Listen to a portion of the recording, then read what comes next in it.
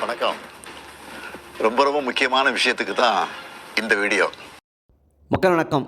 முதல்வர் ஸ்டாலின் அவர்கள் பார்த்தீங்கன்னா இன்றைக்கு பிப்ரவரி 13ஆம் தேதி ஏதோ ரொம்ப விஷயத்துக்காக தான் இந்த வீடியோ அப்படின்னு சொல்லி வீடியோ போட்டது. அது என்னன்னு பார்த்தா, இன்றைக்கி மகளிர் உரிமை தொகையாக வந்து அடுத்த 3 மாதத்துக்கு சேர்த்து 3000மோ, கோடை கால சிறப்பு நிதின்னு சொல்லி 2000 சேர்த்து 5000 ரூபா வந்து அவங்கவுங்க அக்கௌண்ட்டில் வந்து போட்டிருக்காங்க. அதுக்கு தான் இந்த சிறப்பு காணொலி முக்கியமான வீடியோ அப்படின்னு சொல்லியிருக்காரு.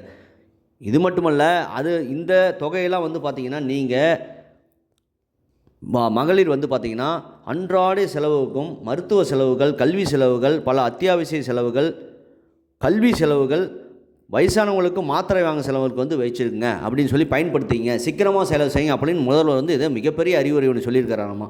அதாவது கோடைக்கால சிறப்பு நிதினு சொல்லி 2000 ரூபா போட்டிருக்காங்க. அப்போ இதுக்கு முன்னே 2021லேருந்து 22, 23, 24, 25 வந்து கோடை காலம் வரவே இல்லையா? 26 தான் கோடை காலம் வருதா? இதெல்லாம் மகளிரே நல்லா புரிஞ்சுங்க. மக்கள் காதில் பூ சுற்றுற வேலை.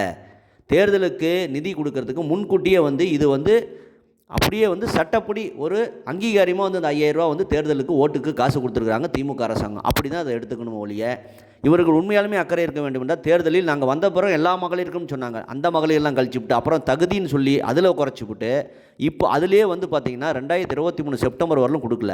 அப்போ ஏற்கனவே 27 மாதத்துக்கு சேர்த்து 27,000 ஒவ்வொரு மகளிரும் ஏமாற்றிருக்காங்க இந்த திமுக அரசாங்கம். அதையும் மகளிர் உன்னிப்பாக கவனிக்க வேண்டும்.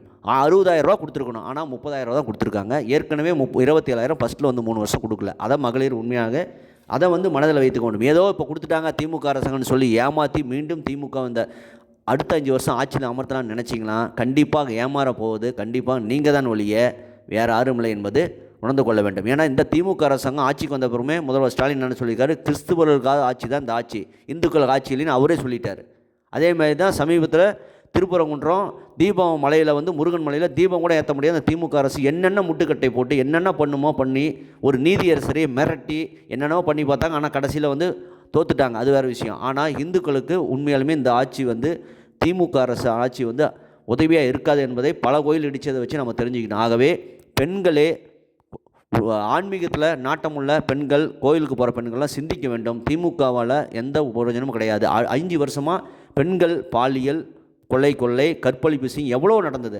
அதையெல்லாம் மறந்துட்டு இந்த 5000 ரூபா கொடுத்துட்டாங்கன்னு சொல்லி ஓட்டு போட்டிங்கன்னு, இது 5000 ரூபா ஓட்டுக்காக கொடுத்த காசு தான். நீங்கள் ஓட்டுக்கு போட்டிங்கன்னு அப்படின்னா மீண்டும் திமுக ஆட்சியில் அமர்த்தினீங்கன்னா மக்கள் மேலே பல ஆயிரம் கோடி கடனை சுமத்துறது மட்டும் இல்லை, அந்த குடும்பம் நல்லா இன்னும் பல ஆயிரம் கோடிகளை சுட்டிக்கிட்டு சந்தோஷமாக இங்கே இருக்கும்.